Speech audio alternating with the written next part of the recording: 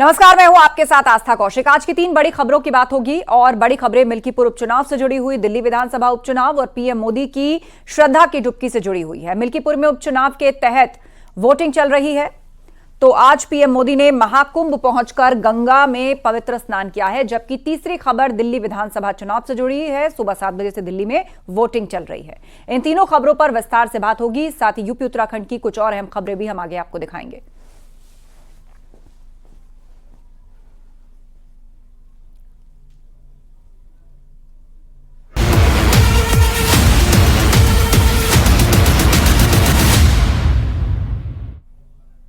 अयोध्या की मिल्कीपुर विधानसभा सीट पर उपचुनाव के लिए वोटिंग लगातार जारी है। मिल्कीपुर में सुबह 11 बजे तक करीब 30% मतदान हुआ है और शाम 5 बजे तक वोट डाले जाएंगे। लोग वोट डालने के लिए भारी तादाद में पोलिंग बूथ पर पहुंच रहे हैं। 8 फरवरी को वोटों की गिनती होगी। तो 8 फरवरी को चुनाव के नतीजे आएंगे। मिल्कीपुर में आज वोट डाला जा रहा है। बीजेपी और सपा दोनों के कैंडिडेट्स की किस्मत दांव पर है। आपको हम तस्वीरें दिखा रहे हैं किस तरीके से मिल्कीपुर की जो महाभारत है उसके लिए वोटिंग जारी है और अभी तक मिले आंकड़े के मुताबिक वहां 30% के आसपास मतदान हुआ है। सुबह 11 बजे तक का यह आंकड़ा है।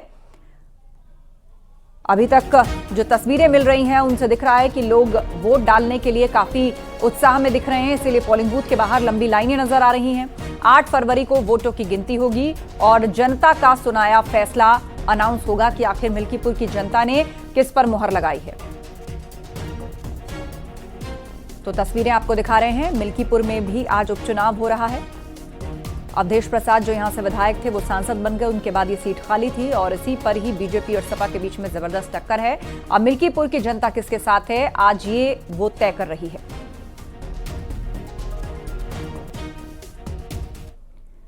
अयोध्या के मिल्कीपुर उपचुनाव में सपा प्रत्याशी अजीत प्रसाद ने बीजेपी एजेंट को धमकी दी है। कहा 5 सेकंड में ठीक हो जाओगे। सोशल मीडिया पर यह क्लिप वायरल हो रहा है और मिल्कीपुर के घाटमपुर मतदान केंद्र का यह मामला बताया जा रहा है। 5 सेकंड में ठीक हो जाओगे, यह धमकी दी गई है, ऐसा आरोप है और धमकी का ये जो वीडियो है ये वायरल हो रहा है। घाटमपुर मतदान केंद्र का यह पूरा मामला है। बताया जा रहा है कि एसपी प्रत्याशी अजीत प्रसाद ने यह धमकी दी है और बीजेपी एजेंट को यह धमकी दी है।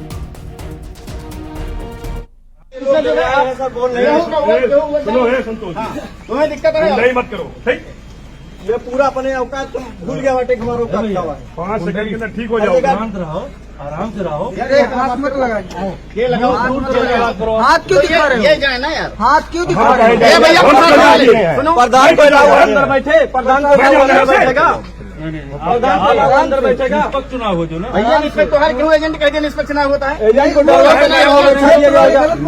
क्यों नहीं बोलता है? आपको अलाउ किया अंदर बैठने के लिए, आप क्यों बैठे अंदर? आप अंदर क्यों बैठे हो? भाषा सही है, भाषा सही है, भाषा सही है, सही है। कहाँ जाओ आप यार, जा ईमानदारी से चुनाव हो जो, ईमानदारी से एकदम एजेंट बनाए हो। एजेंट के क्षेत्र के जिसको जहाँ वोट डालना है वो डालो, जिसको जहाँ वोट डालना है डालने दो, किसी को रोको नहीं, बता दे रहा हूँ। गलत बात, गलत नहीं बता दो। फैजाबाद के सपा सांसद अवधेश प्रसाद ने आरोप लगाया है कि मिल्कीपुर में बूथ एजेंटों को भगाया जा रहा है, परेशान किया जा रहा है। वहीं सांसद के आरोपों को एसएसपी राजकरण नैयर ने सिरे से खारिज किया है।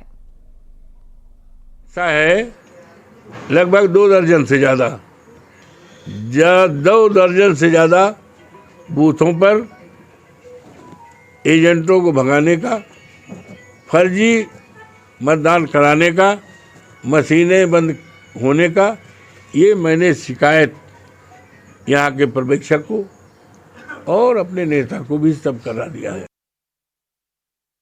ये बहुत स्पष्ट रूप से बताना चाहेंगे, पुलिस के द्वारा किसी भी बूथ पे किसी भी मतदाता का आई कार्ड चेक नहीं किया जा रहा है।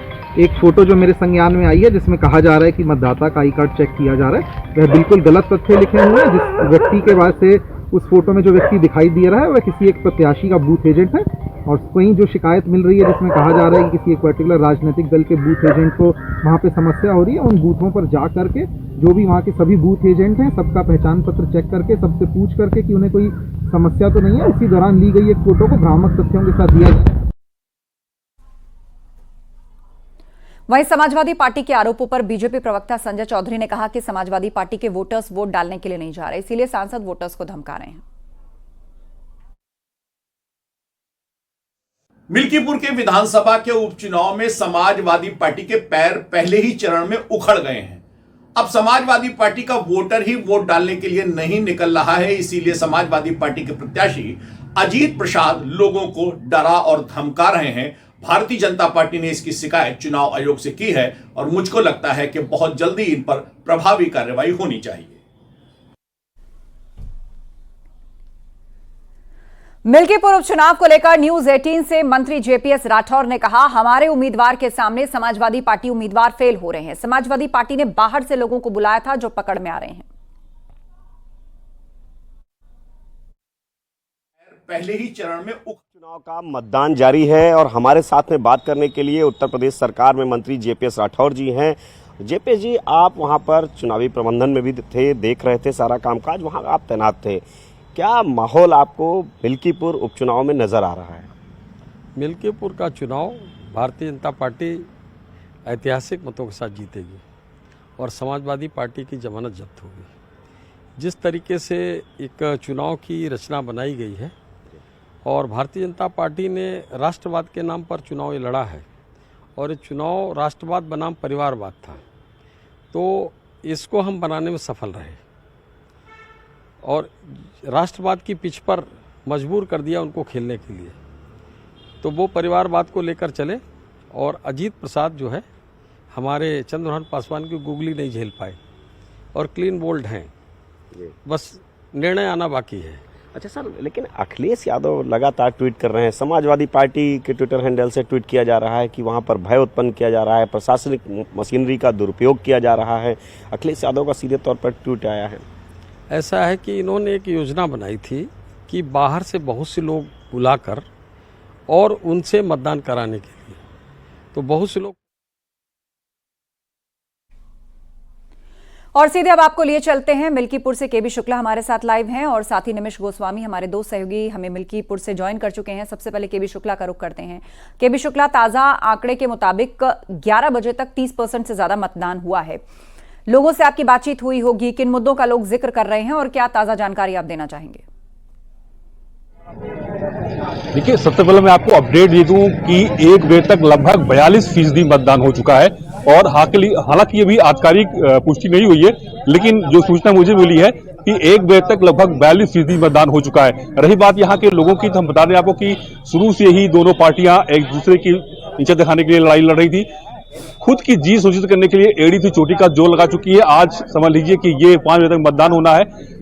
हालांकि सपा ने भाजपा पर आरोप भी लगाए हैं, सरकार पर भी आरोप लगाया, यहाँ जो प्रशासन है उस पर भी आरोप लगाया है, लेकिन भाजपा ने इसको सिर से खारिज कर दिया है कि सपा हार रही है इसलिए बहाना बना दिया। तो कुल मिला के 5 बजे तक देखना ये होगा कि कितनी फीसदी वोटिंग होती है, लेकिन पिछले जो 2022 में चुनाव हुआ था उससे ज्यादा वोटिंग होने की उम्मीद है।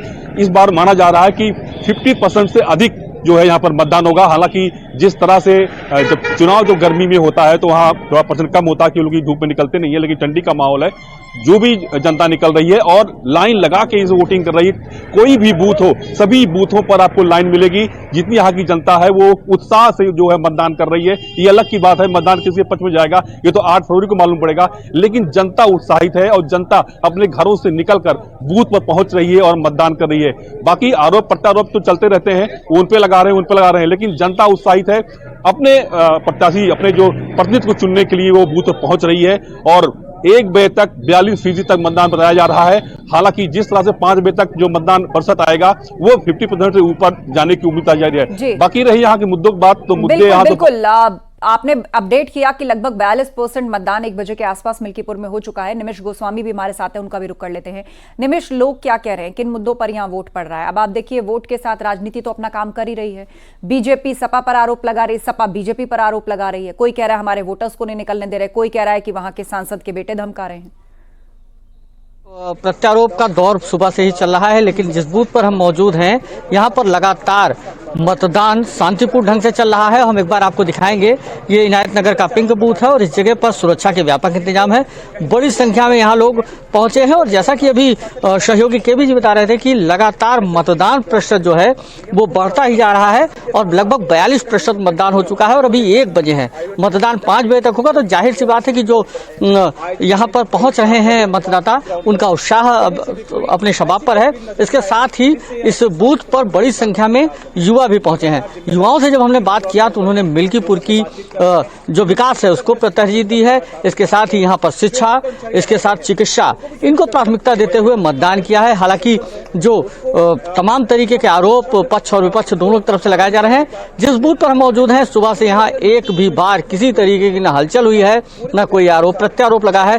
सुबह 7 बजे से मतदान का जो दौर शुरू हुआ है वो 1 बजे तक लगातार चल रहा है और लोग मतदान करके व्यवस्थित ढंग से निकल रहे हैं। हम एक बार और दिखाएंगे, देखिए कुछ परिवार के लोग निकल रहे हैं, इनसे पूछेंगे कि मतदान हुआ है। मतदान कर लिया? हाँ, कर लिया। कैसी है अंदर व्यवस्थाएं? अच्छी है व्यवस्था, कोई असुविधा नहीं, कोई असुविधा नहीं है। तमाम तरीके के लोग चर्चा कर रहे हैं कि कुछ दिक्कत हो रही है लोगों को। कुछ नहीं दिक्कत हो रही, हम लोग को तो अच्छे से हुआ है। अम्मा किया मतदान? हाँ जी, कर दिए। कैसा रहा? अच्छा था। किस चीज को प्राथमिकता दी है मिल्कीपुर में? इस बार आप कैसा प्रत्याशी चाहती हैं? अच्छा चलिए, अंदर की जो व्यवस्था है वो ठीक है। अच्छी। आप अम्मा की हाँ, वोट डाल दिया। कैसा रहा? ठीक है वोट। क्या सोच करके कुछ सोचा था कि आज हम इस बार किसको मतदान करेंगे, कैसे किस उस पे करेंगे? किसको भी दे दे। हाँ। अब जिसको देना था जिसको दे दे। प्राथमिकता क्या मिल्कीपुर के विकास को रखा आपने? अब क्या विकास रखे, ऊपर वाले जाने। ऊपर वाले जाने, मैं क्या जानूं। अब जिसको देना रहा दया है ना, उसका किस्मत हो जाना है। देखिए ये लोग हैं, ये मतदाता हैं और मतदान करके निकल रहे हैं। कुछ और लोग हैं। भैया मतदान हो गया है, कैसा रहा? जी बढ़िया रहा, बहुत अच्छी। तो फिलहाल जिन लोगों ने मतदान किया है, जो लोग मतदान करके निकल रहे हैं, उनका उत्साह दिख रहा है और इस बार बिल्कुल तो लोग जो है वो वोट डालने के लिए पहुंच रहे हैं और उत्साहित भी दिख रहे हैं। बहुत शुक्रिया आप दोनों का अपडेट के लिए। पूरी जिम्मेदारी से जनता अपनी वोटिंग कर रही है, आपने उनकी बात भी सुनी।